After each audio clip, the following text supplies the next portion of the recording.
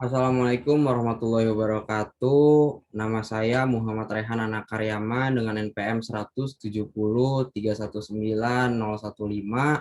dari mata kuliah Pembiayaan Pembangunan, Prodi Perencanaan Wilayah dan Kota, Fakultas Teknik, Universitas Islam Bandung. Pada hari ini saya akan mempresentasikan hasil critical review jurnal yang sudah saya buat terhadap jurnal yang berjudul mempromosikan skema KPBU dengan mekanisme availability payment sebagai alternatif pembiayaan pembangunan sarana prasarana atau infrastruktur publik di daerah. Jurnal tersebut ditulis oleh Arif Darmawan dari Universitas Subang dan diterbitkan pada tahun 2018 dan juga mengusung tema pembiayaan pembangunan. Untuk isi jurnal itu sendiri ada pendahuluan, metode penelitian, hasil dan pembahasan, dan yang terakhir simpulan dan daftar pusaka. Untuk pendahuluan, mengapa jurnal ini dibuat? Karena intinya terdapat financial gap sebesar 4.321 triliun.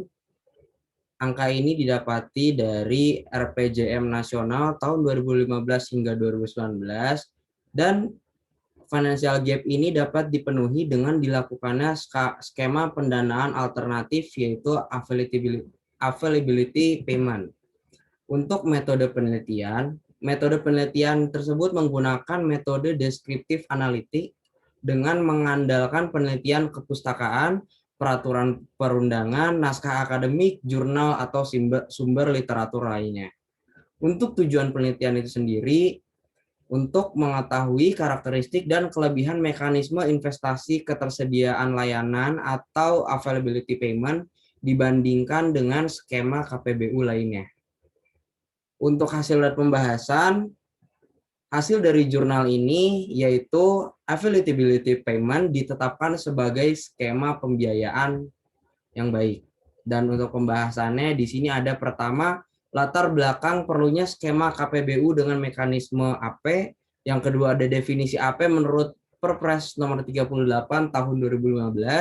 Yang ketiga ada konsepsi, struktur pembayaran dan mekanisme pengembalian. Yang keempat ada indikator kinerja AP dan kelebihannya. Yang kelima ada jenis-jenis infrastruktur yang dapat dibangun menggunakan mekanisme AP. Dan yang terakhir ada bentuk promosi yang telah dilakukan oleh pihak pemerintah. Kita bahas latar belakang. Latar belakang dibuatnya jurnal ini dan juga latar belakang diadakannya availability payment. Yang pertama karena adanya financial gap atau perbedaan antara dana yang dimiliki dan dana yang dibutuhkan untuk pembiayaan pembangunan infrastruktur sarana dan prasarana yaitu sebesar 4.321 triliun. Angka ini didapat dari seperti yang saya bilang tadi dari RPJM nasional tahun 2015 dan sampai 2019. Yang kedua ada definisi AP menurut Perpres nomor 38 tahun 2015. Definisi availability payment adalah pembayaran langsung dari pemerintah kepada BUP KPBU untuk mendesain, membangun, mendanai, mengoperasikan, dan memelihara aset infrastruktur atau layanan dalam kontrak kerjasama jangka panjang dan tidak terikat pada pendapatan layanan.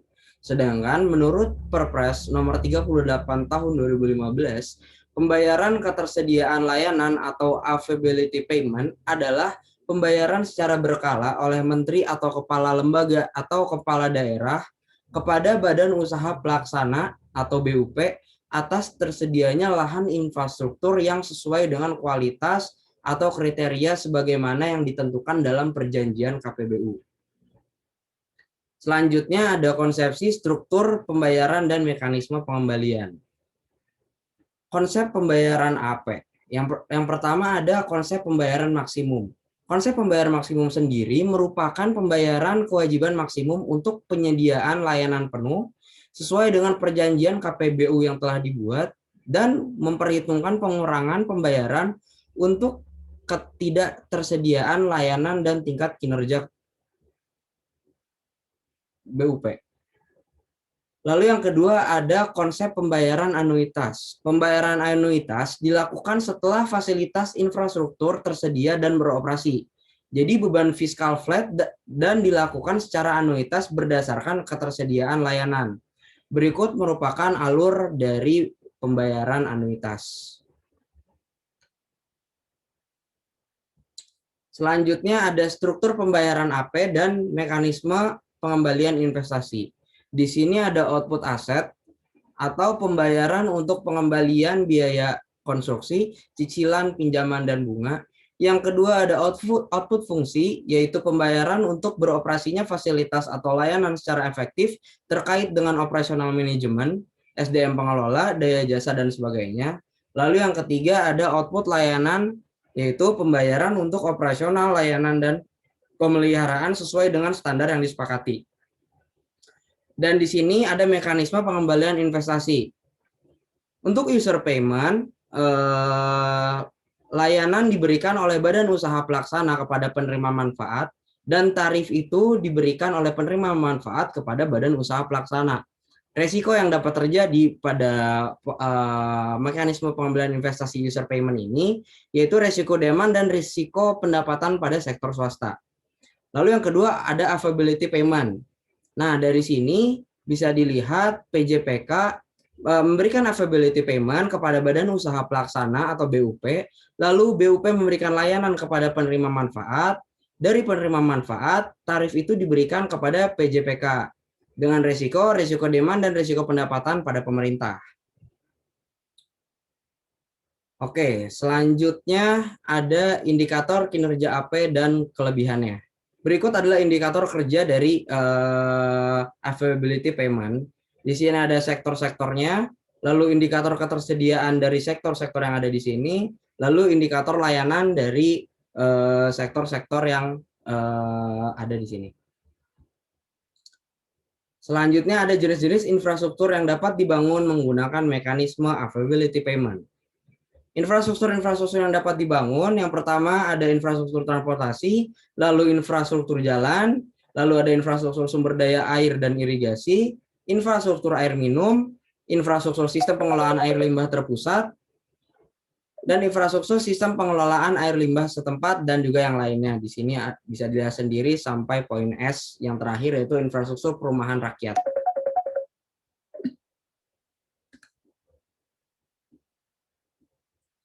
Selanjutnya ada bentuk promosi yang telah dilakukan.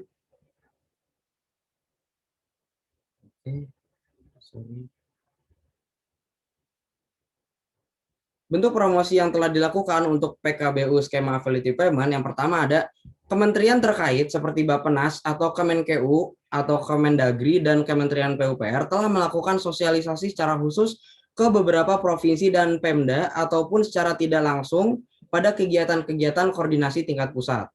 Yang kedua, ada kementerian terkait menerbitkan berbagai panduan tertulis yang disebarkan secara offline dan online agar dapat dipelajari oleh stakeholder terkait, khususnya pemerintah daerah, pihak swasta, dan akademisi. Yang ketiga, ada melakukan seminar dan lokakarya pada lokasi-lokasi yang berpotensi untuk dibangun infrastruktur dengan skema availability payment.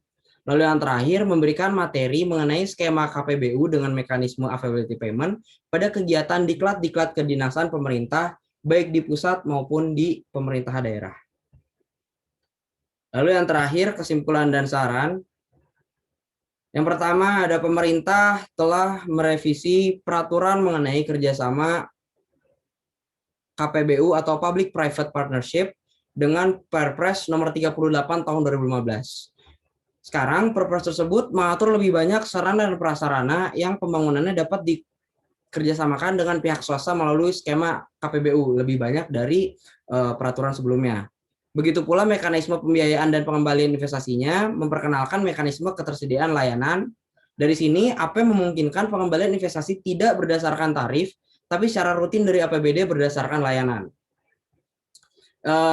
Diketahui juga di sini mekanisme AP sangat sesuai untuk pengembalian kuantitas dan kualitas infrastruktur di daerah karena memungkinkan semua Pemda untuk menggunakan AP tanpa harus memiliki kapasitas fiskal yang tinggi seperti skema KPBU lainnya yang memerlukan kapasitas fiskal yang tinggi. Mengingat di sini skema AP mirip leasing, tapi ditekankan lagi skema AP di sini merupakan bukan hutang, tapi hanya mirip seperti skema leasing yang dapat digunakan atau dimanfaatkan terlebih dahulu sambil dicicil sesuai dengan kemampuan keuangan daerah. Lalu yang terakhir, untuk aspek promosi dan sosialisasi skema KPBU dengan mekanisme AP ini masih belum dilakukan secara maksimal karena di sini untuk aspek promosi dan sosialisasi masih terlihat sedikit kaku karena dari pihak pemerintah sendiri belum memaksimalkan media, yaitu sosial media seperti Instagram, Facebook, YouTube dan lainnya, dan pemerintah masih menggunakan website yang terlihat kaku. Mungkin sekian presentasi dari saya. Mohon maaf apabila ada salah. Terima kasih. Wassalamualaikum warahmatullahi wabarakatuh.